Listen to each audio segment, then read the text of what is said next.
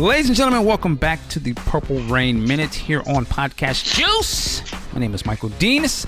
Minute number 2. Joining me today is Mr. Ant Pooh. Sir, how are you? I'm living the dream, sir. Living the dream. All right. Also joining me is Kanisa. How are you? Doing well. Happy to be here. Oh, there you are. And last but not least, Mr. Big Sexy in Sax. Sir, how are you? To steal from Anthony, living a dream 1 minute at a time. All right, I love it. So this is the Purple Rain Minute podcast, and what we do here is we watch the movie Purple Rain 1 minute at a time. And at this particular episode, we're watching minute number 2. So if you want to load that up and watch it before we start, here's your opportunity to do so. And you can pause me because we're getting ready to go in 2 seconds. 1, 2. All right, so the second minute. Oh, man, there's a lot going on here. So first thing we see Prince, he's doing his eyeliner and his makeup, getting it together. And it's intercut with these images of, again, these white kids, but they getting freaky now. Like, they licking on each other and kissing and stuff. What do you guys have any thoughts? Well, again, like you said, you got the club / concert venue thing starting to really pop, and all the sparkly makeup and the licking. And the first thing I noticed when you get to the band, I'm like, okay, here we go. Who is that? That is not Dez. That's what hit me immediately, because at this point, Prince was coming off 1999, and there was a lot of media with that, a lot of appearances. And I'm looking for Dez and the kamikaze headband, and I see a little girl. I'm like, well, who is this? This is not Dez.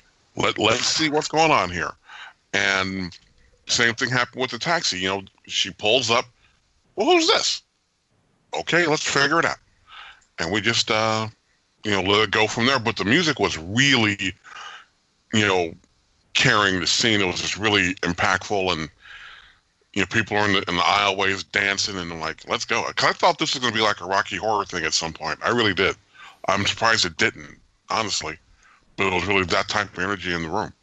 It's funny that you say that, and this will probably date me, but some of the makeup of the kids that they intercut with, and maybe the lead announcer later in the movie really hits his home for me. But when you said Rocky Horror, it almost... I can visually, I get that, and I also get like that Alice Cooper, that kind of rock type style. That's what I said. To me, sometimes their style looks so different to me. But I get it. But it's interesting. Before I go to Ant Pooh and Kanisa, I gotta also say this: if you go to like the 1 minute and 11 seconds into it, and it's like the crowd shot, now you see there's a brother like sort of in the front. This is like, I'm going to date myself. This is early crunk, early, acting up in the club. This brother he's feeling it. Like, I don't know I never really noticed it much, but if you pay attention, he's just like, yeah, okay, go crazy. I'm like, okay, bro, we see. Because he had to represent, though. He was like, I'm going to get my shot, goddammit. But yeah, that brother was feeling it. But anyway, Kanisa, any observations? So I'm remembering right after. Oh, you see it now? Yes.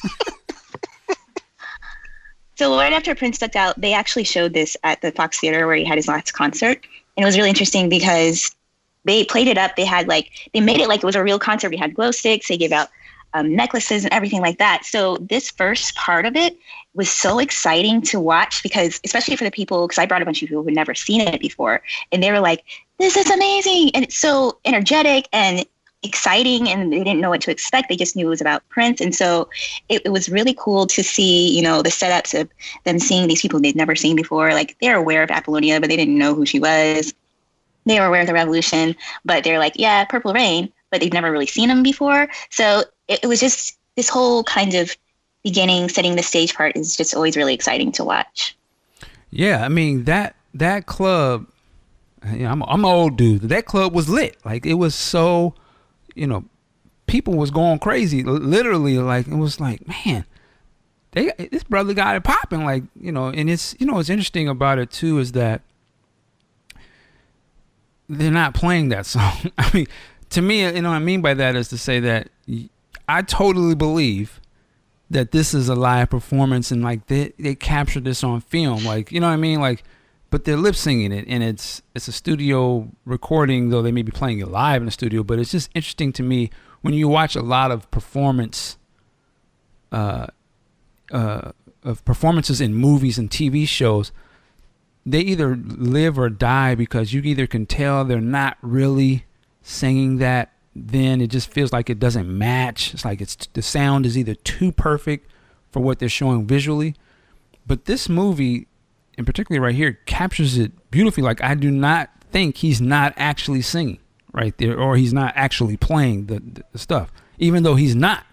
But to me, that's part of the brilliancy of Prince and the Revolution. Is like they were so committed to the performance aspect in this movie that you totally believe that they're actually playing those songs right there as they're filming them, which I think is a big part of the success of this movie. Because I mean, if you look at like Graffiti Bridge, for instance, I never believe in any of those parts in that movie that they just come off as music videos. They don't come off as like, oh yeah, they're actually playing those songs. Like, you know what I mean? If that makes any sense. But this, I never doubt that.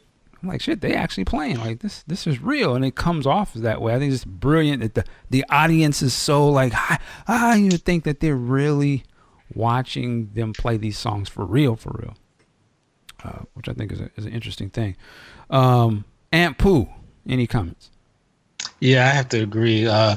I had no idea that they weren't that they were lip syncing that they weren't up there playing. Again, maybe it's because I was young when I was watching this, and I believed that everything in the films was actually occurring. So silly me.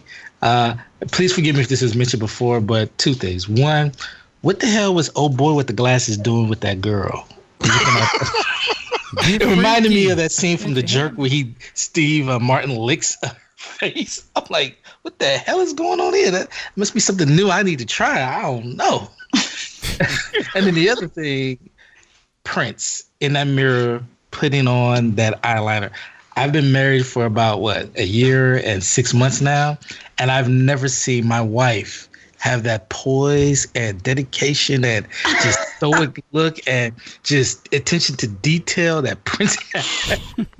I mean, I don't want to clown, but that was the first thing I saw in minute 2 was the way he was looking in that mirror, putting that eyeliner on or whatever he was putting on.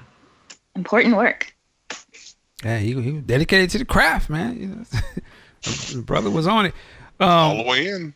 Yeah, and just again, I'm just kind of looking as we're talking. I mean, he just captures you right off the top, man. When he starts playing the music, it's incredible. And of course, we sort of end this minute with our first glimpse of Apollonia as she pulls up in the cab. And I thought about it, I was like, man, this movie would play probably very different if it was made today. Like she'd pull up in an Uber, right? Like you can't really run out of an Uber. They already got your money. So, but I just thought it's interesting. She jumps out the cab. Well, actually, does it? I don't know if it actually ends with that. Maybe I'm jumping ahead. But we definitely get our first look at her, and she's sort of looking at the bill like, okay, shit. But damn. Go ahead. I think that moment gets lost a lot because I probably saw this a million times, but I only really noticed that she didn't have money to pay the cab. Maybe like the 25th time that I saw this, because he's obviously an outsider. Her makeup isn't as strong as everyone else's. She's dressed dark and not in bright colors like everyone else. So it's those little things that I appreciate about this movie. Yeah, but the thing about it, she does have the money to pay. She's just a gangster. But it's just like a little eye thing, but it's not like half her face and stuff like that. No, right. No, you're right. But yeah, she's. But I mean, when she comes on the screen, though, I remember back then, man, and I was young, dude. I was like, God damn. Like, who do we have here? It's like, Lord, I was like, okay. Yeah, that was one of those early things, like just from dude's perspective. Like Prince ain't playing. And if you know what I mean, they ain't playing. Like they got some bad ones up there. So Yeah, shout out to Apollonia. She came on screen. She was awesome. Gorgeous. Any closing thoughts on this second minute? Yeah, real quick. At that last portion when she's in the taxi, my man, the driver, turned around like, "You gonna run or we gonna do this? What's up?" Because he gave her the look. See, he's like, "You can work off that $37.75 now." Sorry. Hashtag Harvey Weinstein.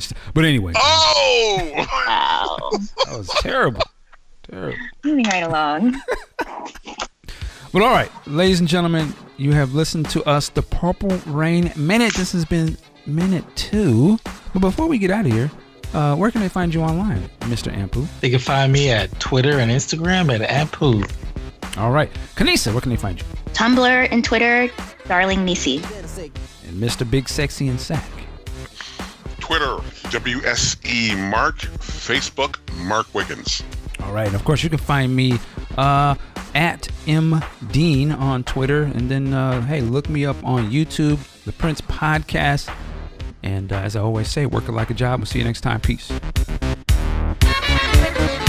Then I say